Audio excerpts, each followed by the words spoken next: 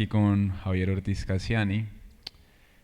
Da la casualidad que, digamos, este libro, El incómodo color de la memoria, cuando yo trabajaba en la revista El Malpensante, esta revista literaria bogotana, que ya lleva unos años, tan importante en el mercado colombiano, yo siempre estaba, digamos, una de las cosas que más me interesaba de trabajar ahí, porque lo hice cuando era bastante joven, era empezar a entender cómo escribían algunas personas que yo admiraba mucho. A esta revista solían llegar autores con mucho renombre. Y cuando llegué a la revista me topé con Javier y su forma de escribir. Y fue un gran amor a primera vista, a decir verdad. Algo que me pasaba en la revista era que siempre estábamos pendientes de qué llegaba, y cuando llegaba un texto de Javier había como, bueno, quizás en esta ocasión sí hagamos una buena edición. Y de hecho, algo que me pareció chistoso con este libro, justo con este, es que se lo pedí a un buen amigo, porque yo no encontraba mi edición, y yo decía, yo me lo había leído, yo había marcado, yo tenía notas, cuando estábamos preparando justamente la reedición de este libro. Y yo llego y le digo a mi amigo, que es Karim, le digo, cuando él me pasa su ejemplar, le digo, men, ¿tú te acuerdas dónde yo dejé mi libro? Porque yo lo había rayado, y él me dice, es este libro. Tú rayaste mi libro y lo volviste nada. Y fue lindo volverme como a reencontrar con esas notas, digamos, de esa charla que había preparado y que no había preparado sino hasta ahora. Y justamente tener el chance de hablar con un escritor que siempre he leído desde ahí, desde qué le puedo aprender, y no solamente la forma en la que escribe, sino sobre lo que escribe. Javier es historiador, pero también desde mi punto de vista es un poeta, digamos, en su obra, en sus columnas, en sus ensayos personales, que es de lo que más escribe. Uno siempre se topa con personajes históricos, con momentos históricos, con la rigurosidad del historiador, del académico, pero también te encontrás con la libertad de la poesía, y te encontrás también con el regocijo de ciertas palabras, de ciertas construcciones que te permiten no solamente aprender algo del mundo, de la historia del mundo, de la memoria del mundo, sino divertirte mientras estás leyendo. Este libro en particular, digamos, es una colección de sus columnas, de sus ensayos personales, y quizás una de las cosas que a mí más me interesa de Javier es cómo convive justamente, y por ahí voy a comenzar hablando con vos, Javier, esa mezcla tan interesante entre rigurosidad artística y rigurosidad histórica. También como una apuesta estética, como poética, y también como una apuesta por revisitar el pasado. Quisiera comenzar por ahí. ¿Cómo conjugar entonces lo poético, la poesía en el sentido amplio del lenguaje, y la rigurosidad histórica? Y justamente ahorita le acabo de hacer una pregunta a Javier, le pregunté cómo iba con su doctorado, me dijo que ya solamente le falta la tesis, y que para motivarse a escribirla lo iba a tomar como uno de sus textos, que se publicaría, y que le iba a meter algo de estilo y no solamente un hueso académico más.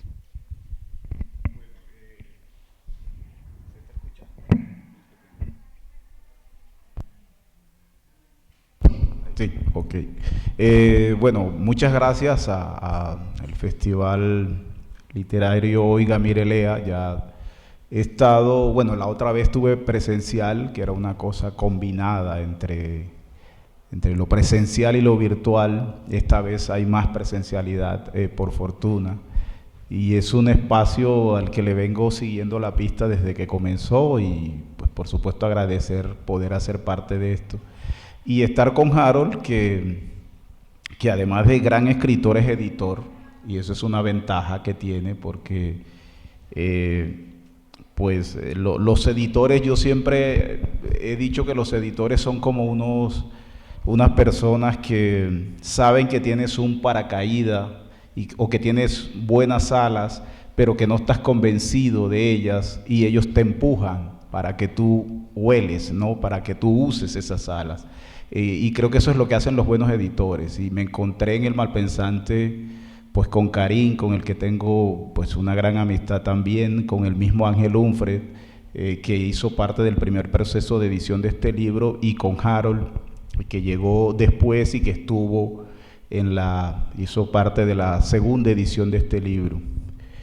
Yo creo, para ir a la pregunta, Harold, que los historiadores alguien les metió en la cabeza que la historia era ciencia y se olvidaron de escribir bien, ¿no? Se les olvidó que la historia es comunicación, es decir, que la historia es una herramienta de comunicación y que los historiadores somos observadores de segundo y de tercer orden, ¿no? Que observamos la manera en que los otros observaron el pasado que les tocó vivir. Entonces, cuando hacemos historia, no estamos reconstruyendo ese pasado tal como pasó, sino que estamos reconstruyendo la manera en que los contemporáneos de ese pasado observaron ese pasado. Si analizamos bien eso, terminamos concluyendo que la historia es comunicación y que hay que prestarle atención a la forma de comunicar. Es decir, a la estética para narrar las cosas. Todos los libros que se han convertido en clásicos de la historia mundial son libros supremamente bien escritos.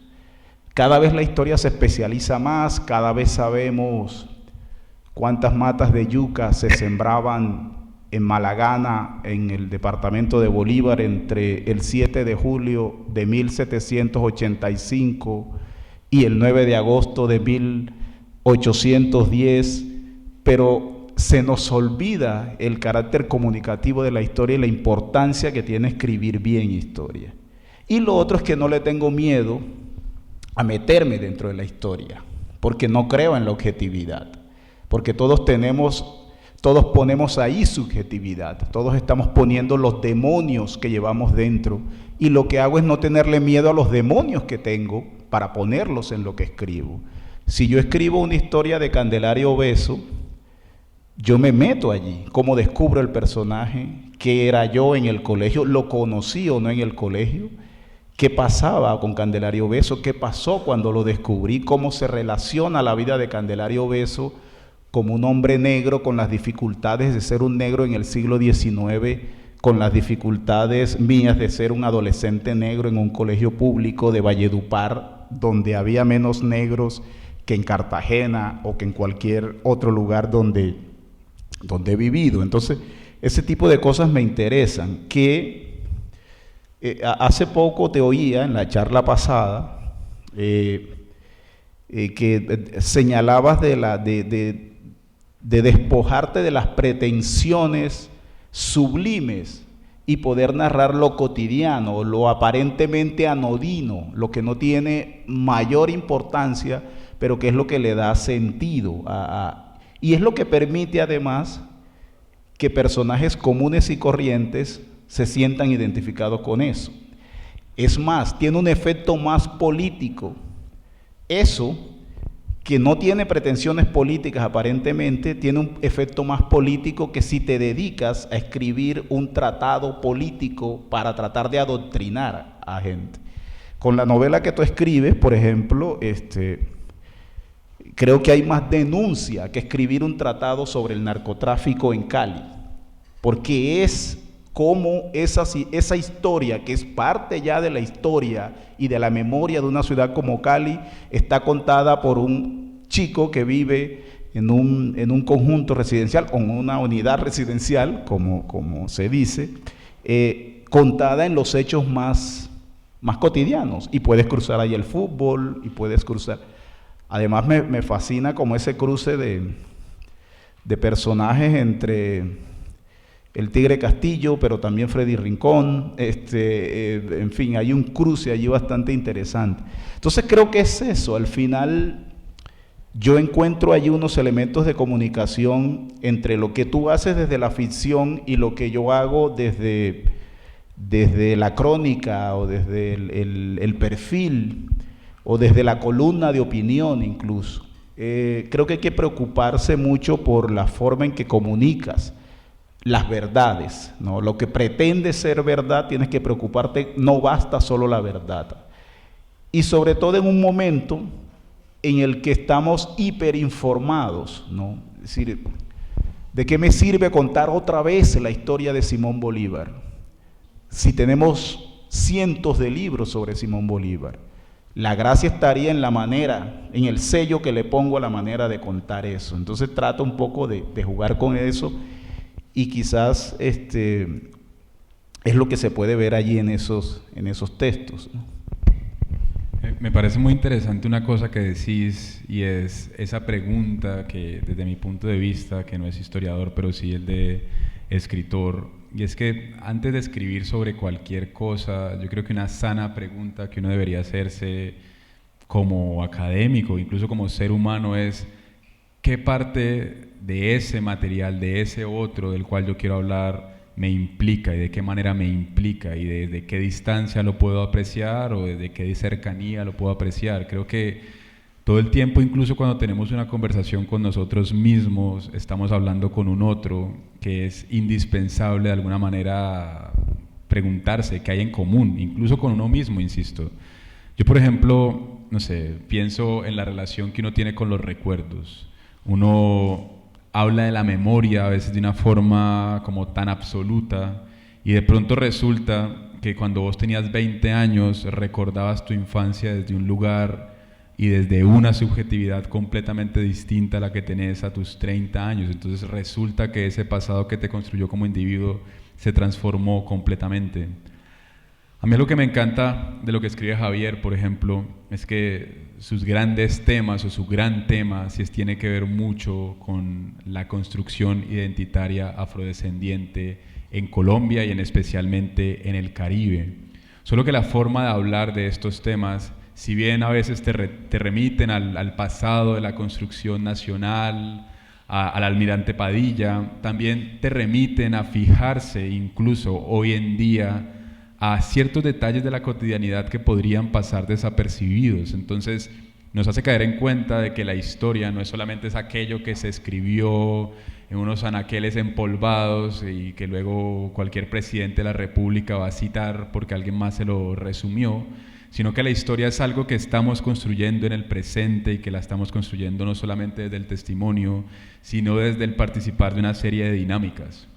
Algo que me encanta también de la obra de Javier es que si bien cuando uno la lee y con mucha razón uno percibe un tono de reclamo, no por ello su obra es panfletaria. De hecho, el reclamo es como una suerte de susurro poético. De hecho, uno se deja contagiar por el reclamo. Es curioso porque muchas veces en la escritura, por lo menos, hay un lugar común y es creer que entre más le reclames al otro, pues el otro más se va a abrir a tu reclamo, y es todo lo contrario. De hecho pasa en la comunicación del día a día. Si yo voy y le digo a alguien de la forma más brusca lo que estoy sintiendo, probablemente la otra persona no me escuche. Y de pronto veo, Javier, que en este caso la poesía es una especie de medio muy útil para hablarle al lector y de alguna manera también como romper esas barreras y abrirse, ¿no? Y desde ahí también se construye esa poesía o ese lugar en común que sí hace memoria. De hecho, quería preguntarte algo al respecto, digamos. La poesía, en este caso, digamos, dentro de tu obra, dentro del incómodo color de la memoria, quizás sea entonces un elemento retórico que sí construye memoria, ¿no? Un elemento retórico que perdóname, no te escucho. Es un elemento retórico, una herramienta que sí, de alguna manera sí es útil completamente, o sea, no pongamos como en términos tan utilitarios, pero de alguna manera, sí, si se quiere dar la lucha por la memoria en el mundo contemporáneo, en donde los escritores escribimos de la mano de Instagram, pues de alguna manera hay que utilizar la poesía justamente para dar esa lucha retórica por la memoria. Sí, sin duda, es decir, las cosas existen en la medida en que se nombran, digamos. La única manera de comunicarnos es a través de la metáfora, no hay otra. Es decir, todo es metáfora, siempre estamos usando metáforas para comunicarnos. Si yo escribo historia, estoy usando metáforas para describir los hechos del pasado, para contar hechos del pasado. Y vuelvo al punto de la comunicación. Si la historia es comunicación y se sirve de la metáfora para contar, pese a sus pretensiones científicas y pese a toda la academia que tiene detrás y toda esta guerra del centavo de escribir en revistas indexadas y y escribir paper y que te inviten a congresos. Pese a todo eso, hay que preocuparse por decir las cosas con cierta gracia. Y creo que incluso yo no tengo ningún problema en decir que la historia también es una herramienta, no solo la poesía, sino la historia misma. Eso a veces a los historiadores más ortodoxos les cuesta, porque es como convertir a la historia en una cosa auxiliar, pero a mí me parece que la historia es una gran herramienta para llenar de contenidos rigurosos, pero aprovechándose de la poesía para decirlos con cierta gracia.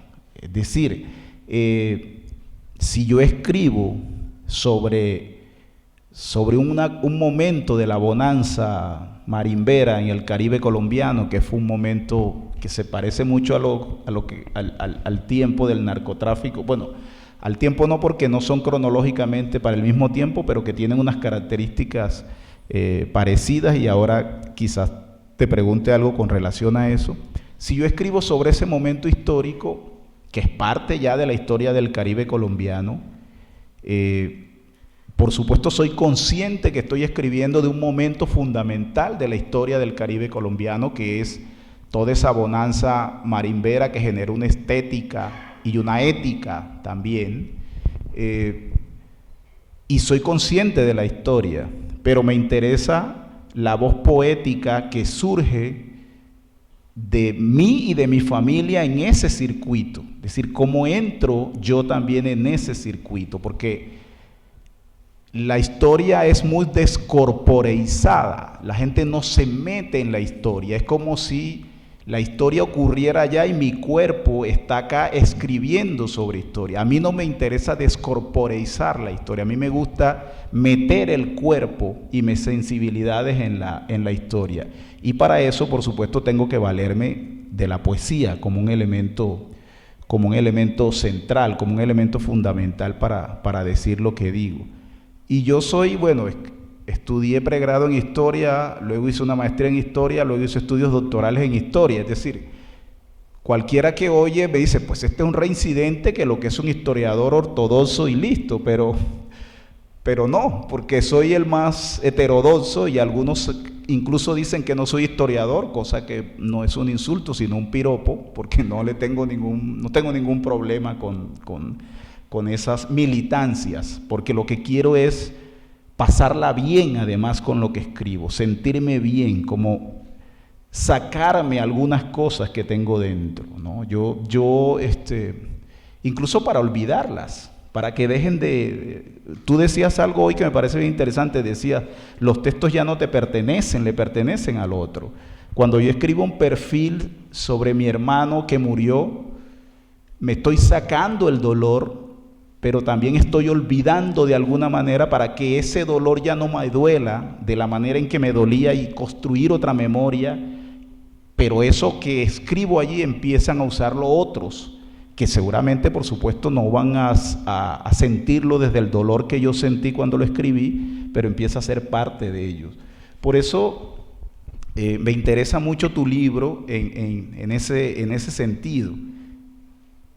Lo que yo hago fácilmente puede trascender hacia el panfleto, porque tengo un compromiso también ético con algunas cosas y no lo oculto.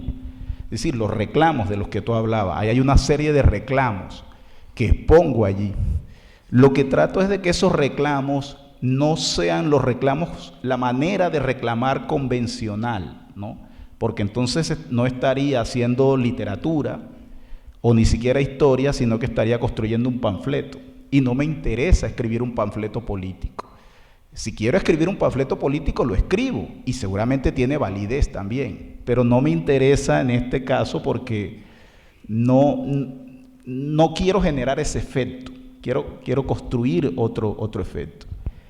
Y a mí me parece que hay una relación allí entre lo que quizás puede haber un punto de contacto entre lo que tú haces, y es como una pregunta. Cuando uno lee tu libro, uno encuentra mucho lenguaje que ahora, con toda la sensibilidad, sería un lenguaje políticamente incorrecto. Pero entonces si edulcoramos el lenguaje, que son los recuerdos de la infancia del personaje, de alguna manera estaríamos traicionando a ese niño que está pensando y que se cría con esos elementos, y que esos son los prejuicios que están allí. Hay que ponerlos, porque de esa forma era que pensábamos y de esa forma era que lo percibíamos. A mí me interesa que hables de eso, porque yo, que no he hecho ficción todavía, que intento meter literatura a lo que hago, pero que no hago ficción, pero incluso ahora en la ficción hay mucho reclamo alrededor de eso. Es decir, a cuidarse de ser políticamente incorrecto incluso en la ficción, lo cual me parece un problema terrible, porque no estaríamos siendo realistas con las realidades de los prejuicios históricos que siempre han existido. Pues yo procuro, celebro la incorrección política, incluso mucho más ahora en estos tiempos en los que es tan complejo a veces la relación con el otro. Por ejemplo, una amiga mía acaba de irse a Nueva York a trabajar, va a dar clases en el NYU, y una de las recomendaciones que le dieron, que no fue una recomendación sino una sugerencia amablemente impuesta, fue que procuraran no preguntarle a sus estudiantes de dónde vienen. Y esa pregunta a mí me parece interesantísima, y entiendo por qué podría llegar a ser una pregunta que para otro o alguien podría ser problemática, pero también entiendo que el otro, el que recibe esa pregunta, tiene la posibilidad de responder como quiera. Y hoy justo hablaba con mi madre y me contaba de un primito que vive en Londres, y le preguntó, de hecho, curiosamente, ayer se murió la reina, y uno de los trabajos absurdos de los reyes hoy en día es ir a visitar colegios en Inglaterra, ¿no? Y van y visitan a los niños de los colegios públicos, y fue la princesa, que no recuerdo su nombre, no hace falta, y justo le cayó bien mi primito y le pregunta de dónde es, y mi primito le dice: yo no soy de Inglaterra, yo soy de Colombia. Y mi primito tiene 6 años. Y digamos, en la forma en la que habló, él se siente ridículamente contento que le hubieran preguntado eso, porque puede nuevamente reafirmar de dónde es él. Yo creo que el problema un poco de la corrección política es a veces olvidarse que el otro también tiene derecho a construir la historia que mejor le convenga. Incluso a veces ese otro que queremos salvar se siente contento de no ser salvado, se siente contento de poderse reafirmar en una serie de estereotipos que para él no son problemáticos, y está bien que no lo sea. Digamos, justamente respetar esa capacidad de escoger es lo que deberíamos estar protegiendo. Pasa con mi libro en particular, y es que está escrito con la oralidad, y una de las cosas que me interesa de la oralidad es exponer esos lugares comunes del lenguaje, que no me los inventé yo. Si a mí me van a censurar por cómo hablamos en el día a día, pues dejemos de hablar. Los escritores, un poco lo que hacemos es construir escenarios de exposición desde mi punto de vista, justamente de esos lugares comunes que habitan el lenguaje, de esas descripciones de los otros. Yo no me las inventé. De pronto, lo que de alguna manera estoy haciendo es construir un espacio retórico, poético, en donde esos lugares comunes tengan un sentido en una composición. Pero ojalá yo pudiera la capacidad de inventarme un lugar común. Eso querría decir que soy una estrella pop, ¿no? Claro. Una de las cosas que me parece interesante en tu caso, digamos, es que yo percibo que vos estás más ubicado en la posición de un artista y de un poeta que de un historiador. Y eso no te hace menos historiador, y qué importa al final, como vos bien decís. Sin embargo, los poetas, y yo de hecho, a propósito de ser políticamente incorrecto, yo soy muy sincero con mis estudiantes, y la primera clase les digo: si ustedes vinieron acá por un cartón que digan que son escritores, yo se los puedo dar de una vez. Porque a escribir quizás no se pueda aprender, o por el hecho uno de tener un cartón que te avale como escritor, no necesariamente lo seas, así como tampoco eres ingeniero por tener un cartón de ingeniería. Somos más que lo que estudiamos, somos más que nuestra hoja de vida, por Dios. Y una cosa que me parecía interesante, o lo que yo procuro hacer en mis talleres, es crear mecanismos de atención. A mí me gusta llamarlos así, en donde entendamos, por ejemplo, que en la historia no solamente damos testimonio de nuestro paso en el mundo con lo que decimos o con lo que escribimos, sino en nuestra cotidianidad, en cómo nos disponemos en nuestra cotidianidad.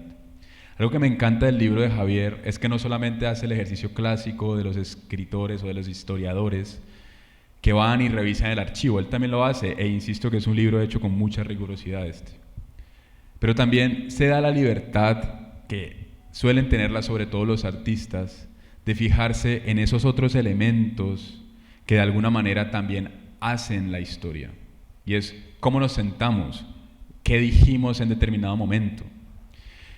Y una de las cosas que también me encanta de este libro es que habla de algo que es obvio, desafortunadamente.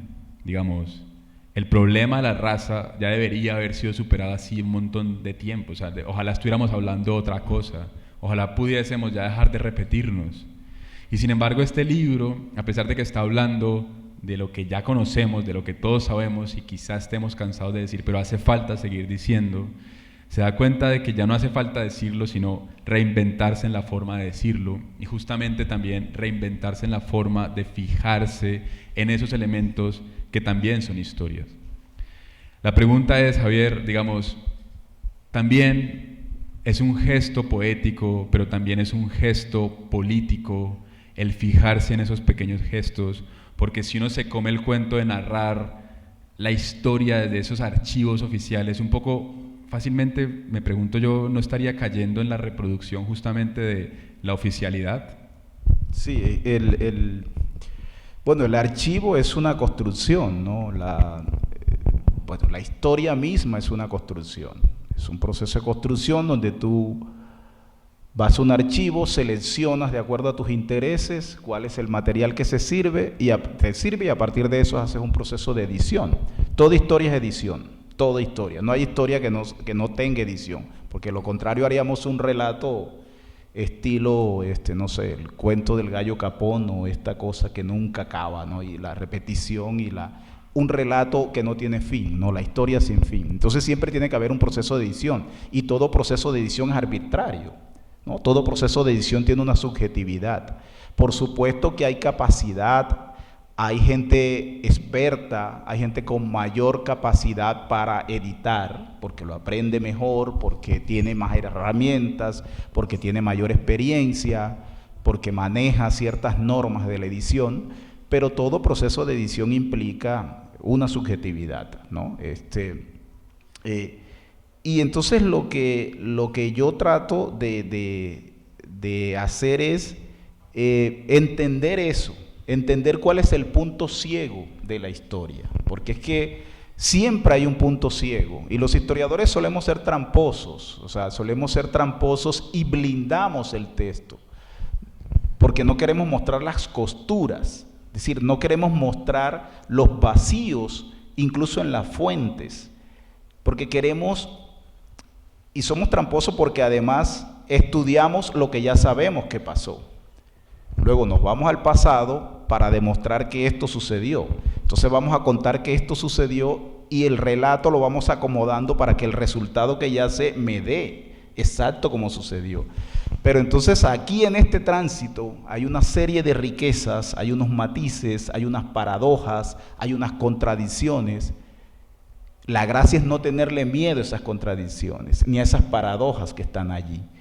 Es decir, yo escribí hace poco un texto sobre una planta maravillosa que se llama la mimosa púdica, ¿no? A mí esa planta me encanta, pero por supuesto que cuando yo era un niño de 8 años, no le decía esa planta mimosa púdica, es decir, un machito criado en las estribaciones de la Sierra Nevada de Santa Marta, no le va a decir mimosa púdica. Esa planta para nosotros se llamaba Sierra Teputa, y se llamaba Sierra Teputa porque cuando tú la tocas, ella se cierra. Entonces le cantábamos un estribillo que decía: Sierra Teputa, que ahí viene tu marido. Y lo escribí tal como lo pensaba en el momento en que era un niño de 8 años. Y no me quería traicionar, porque, no sé, lo lee ahora alguien y puede decir que este protomacho, que es un machito desde que nació, y entonces lo que está es reproduciendo toda esta carga patriarcal de la que soy, por supuesto, totalmente consciente y lo tengo claro. pero yo no puedo solucionar el problema camuflando una historia, sino que tengo que contarla desde la sensibilidad que yo tenía en ese momento. Es posible que si me encuentro la planta ahora, que tengo rato que no la veo, por ahí una amiga me mandó un video de la planta, que si la veo ahora no le voy a cantar el estribillo ese que le cantaba, ¿no? Porque bueno, ya tengo otras cosas que he adquirido, otras sensibilidades, otras maneras de entender el mundo. Pero si estoy contando eso, que además detrás tiene una investigación sobre los nombres, sobre cómo los científicos cuando había eclipse de luna se iban a buscar la planta para ver cuál era la reacción, cómo un botánico la subió a un carruaje y en pleno París, y cuando la planta, cuando el carruaje empezó a andar, la planta empezaba a cerrarse, pero después de un tiempo ya la planta no se cerraba, se acostumbró. Entonces, eso es decir, casi que la vida de la planta, ¿no? Todo eso está detrás en el texto que escribo. Hay una investigación muy fuerte de eso, pero eso no es más importante que la historia de un chico que podía decir, sin la censura de sus padres ni de sus mayores, cantarle un estribillo a esa planta, ¿no? A ese estribillo vulgar a esa planta. Entonces creo que cuando tú dices que la preocupación por la manera de sentarse, creo que eso también es político, digamos. La cotidianidad es política porque es de lo que estamos construidos. Eso es lo que somos, ¿no? Eso, y repito, a mí me interesa una historia donde yo encuentre a los personajes de carne y hueso. No me interesa que Simón Bolívar no vaya al baño, o no sé, no tengo necesidades fisiológicas. Me interesa eso porque los seres humanos, pues parte del tiempo nuestro lo gastamos haciendo necesidades fisiológicas. Entonces, ¿por qué no decir esas cosas también? ¿Por qué tenerle miedo a decir esas cosas? Creo que hacemos una historia mucho más incluyente, a propósito de una palabra que tiene unos matices a veces demasiado sublimes, pero que no se miran en esos puntos que son más básicos de la inclusión. Entonces, por eso no tengo ningún problema en usar el archivo oficial, pero entender que estoy usando un archivo oficial y que tengo que hacerle una lectura rigurosa a la fuente, y que no puedo quedarme con la jerarquía que se construye tradicionalmente de la fuente, ¿no? De que esto es importante y esto no es importante y esto tiene importancia. Pues depende del ángulo de donde se mire. Por eso el cuento tan viejo de los ciegos tocando un elefante y describiéndolo a partir de lo que tocan sigue teniendo toda la vigencia, porque seguimos escribiendo a partir de esos puntos de vista y de dónde ponemos el foco y qué es lo que nos interesa, y ser consciente de eso otro, ¿no? Bueno, ya debemos ir cerrando. ¿Hay tiempo para preguntas? No tenemos tiempo para preguntas. Las preguntas las puedes encontrar resueltas en el libro. Y los invito a leerlo. Desafortunadamente nuestros amigos del Malpensante, más confusión es lo que pueden encontrar, que también es interesante. Desafortunadamente nuestros amigos del Malpensante a veces son un poco descuidados. El libro no está acá, el incómodo color de la memoria no está acá en el recinto del festival, pero seguro si lo encuentran en la Librería Nacional con un bonus track, porque la segunda edición, que no es esta, tiene textos nuevos, pues nuevos al momento de la segunda edición, en donde, por ejemplo, Javier cuenta y habla de su pasado como marimbero. Bueno, muchas gracias.